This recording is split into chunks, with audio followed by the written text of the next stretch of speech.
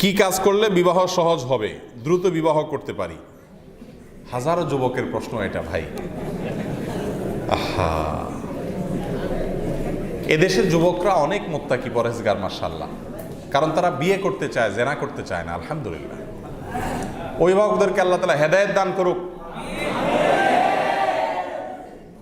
এই মজলিসে আমিন এত জোরে বলছে, যুবকরাই মনে হয়। তাদের দুঃখটা বোঝার চেষ্টা করেন মুরব্বীরা। এই চিৎকারের পরেও যদি আপনারা না বুঝেন, তাহলে আল্লাহর কাছে ধরা খাবেন। সিরিয়াসলি বলতেছি, সিরিয়াসলি বলতেছি, সিরিয়াসলি বলতেছি ভাই, কোনো হাসির কথা না। আপনারা হেসে তো আমার সিরিয়াস কথাটারে আপনারা উড়ে দিচ্ছেন। মুরব্বীরা ভালো করে শুনেন, বাবারা, সন্তান বিয়ের উপযুক্ত হলে বিয়ে দিতে দেরি করবেন। আমার রাসূল সাল্লাল্লাহু আলাইহি সাল্লামের বক্তব্য আপনাদেরকে শোনাই। নবীজি সাল্লাল্লাহু আলাইহি সাল্লাম বলেছেন, তোমাদের সন্তানরা যখন বিবাহের উপযুক্ত হবে এবং তোমরা তাকে বিয়ে দেওয়ার জন্য উপযুক্ত পাত্রী পাবে বা পাত্র পাবে, তখন আর দেরি করবে না, দ্রুততার সাথে বিবাহ দিবে। যদি না দাও, তাহলে নানা রকমের ফেসাদ তৈরি হবে, অসুবিধা তৈরি হবে, ঝামেলা তৈরি হবে, ফিতনা তৈরি হবে, জেনার দুয়ার খুলবে, সমাজে অস্থিতিশীলতা দেখা দিবে, এমন এমন ঘটনা ঘটবে যেগুলো তুমি নিজেও চাও না। এই জন্য বাবারা, অভিভাবকরা সন্তানদের বিয়ে দেওয়ার ব্যাপারে আন্তরিক হবেন। ওই পায়ে দাঁড়ানোর নাম দিয়া ছেলেকে বুড়া বানাবেন না, উপযুক্ত পাত্রের নাম দিয়া মেয়েকে বুড়ি বানাবেন না। অল্প সময়ে বিয়ে দিবেন। অল্প সময়ে বিয়ে দেওয়ার মধ্যে বরকত আছে। হ্যাঁ, আমাদের দেশে প্রচলিত আইনে বাল্যবিবাহ নিষিদ্ধ। তো বাল্যবিবাহ নিষিদ্ধ বলতে আপনি 12-13 বছরে, 11 বছরে বয়সে বিয়ে দেওয়ার তো কথা বলতেছি না আমি। কিন্তু বালেগ হওয়ার পর, প্রাপ্তবয়স্ক হওয়ার পর আপনি 18-19 বছরে অন্তত দিয়ে দেন না, তাহলেই তো হয়ে যায়। 20 বছরে দিলেও তো যুবকদের, কি বলেন যুবকরা, এই দেখছেন, তারা 20 বছরে দিলেই খুশি। আপনারা তো 25-30-এও কোনো বিয়ের নামগন্ধ নেন না। শুনেন, ভালো করে শুনেন, কোন যুবক তার বাবা মা সময় মতো যদি বিয়ে না দেয়, আর সে যদি জেনা করে, হারাম সম্পর্ক করে কোনো মেয়ের সাথে, তাহলে তার গুনাহের দায়ভার ওই বাবা মাকে বহন করতে হবে। আপনি কি বুঝে বহন করবেন? মনে রাখবেন, এমন একটা সময় চলছে, যুবকদের জন্য এখন চরিত্র হেফাজত করা অলমোস্ট অসম্ভবের মতো হয়ে গেছে। চতুর্দিক থেকে আক্রমণ করছে শয়তান, চতুর্দিক থেকে আক্রমণ করছে শয়তান। সিরিয়াসলি আক্রমণ হচ্ছে, নানানভাবে নারীকে এমনভাবে প্রদর্শন করা হচ্ছে যে যুবক তার ঈমানকে রক্ষা করতে পারছে না, কঠিন হয়ে যাচ্ছে। এই সময় অভিভাবক আপনার সহায়তা প্রয়োজন। আর সে সহায়তা হলো কি? তাকে উদ্বুদ্ধ করেন যে উপার্জন করো, একটু কাজে লেগে যাও, কিছু পয়সা কামাই করা শুরু করো, এবং একটা গরিব ঘরের ভালো মেয়ে হলেও, ভালো বংশের মেয়ে হলেও আনো, এনে তার চরিত্র রক্ষা করার চেষ্টা করো। আমরা অনেকে বলি কি খাওয়াবে, বিয়ে করে কি খাওয়াবে? কি আজব কথা বলেন তো। আরে ভাই, আপনার বাসায় কাজ করার জন্য আজকাল বেশিরভাগ মানুষই তো বাসায় একটু কোনো রকম চলতে পারলে বাসায় একটা কাজের লোক রাখে না? তাহলে আরেক ঘরের একজন মেয়ে আসলে তিনি কয়টা খাবেন, থাকবেন, এই তো। এইটার ব্যবস্থা করা যাবে না? আমাদের মন মানসিকতাগুলো পাল্টানো উচিত। আমি একটা কথা প্রায় বলি, এখন সুন্দর চরিত্রবান যুবক ছেলে খুঁজে পাওয়া সোনার হরিণ হয়ে গেছে। যার যৌবনে কোনো কালিমা নাই, ফ্রেশ, এরকম প্রোফাইলের ছেলে বা মেয়ে পাওয়া কঠিন হয়ে গেছে। এবং এটার দায় হলো আমাদের অভিভাবকদের। খবরদার, এই ভুলটা করবেন না। আমি এই কথাগুলো যেগুলো আপনাদেরকে বলছি, এগুলোর উপর আমি নিজে আমল করি, আলহামদুলিল্লাহ। আমি দায়িত্ব নিয়ে বলতেছি। কেউ বলেন না আবার যে হুজুর নিজে ওয়াজ করেন, আমল করেন। আমি নিজে বিয়ে করছি খুব অল্প বয়স। আমার মেয়ে বিয়ে দেওয়া শেষ, এখন ছেলে বিয়ে দেবো ইনশাআল্লাহ।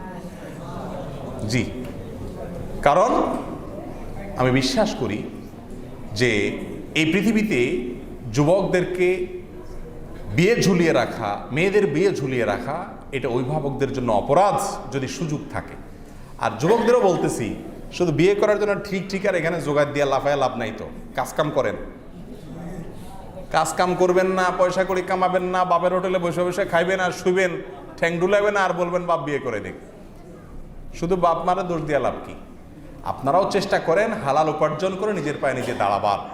হ্যাঁ, যদি এমন হয় ছেলের অনেক পড়াশোনা বাকি আছে, মাস্টার্স করবে, পিএইচডি করবে, অনেক কিছু করবে, ঠিক আছে করুক, আগদটা হয়ে যাক।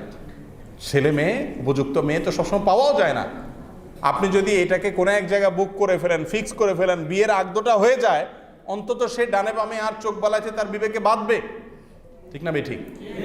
আগদটা হয়ে থাকুক, আগদটা হয়ে থাকুক, এবং অন্যায়ের দুয়ারগুলো বন্ধ হোক।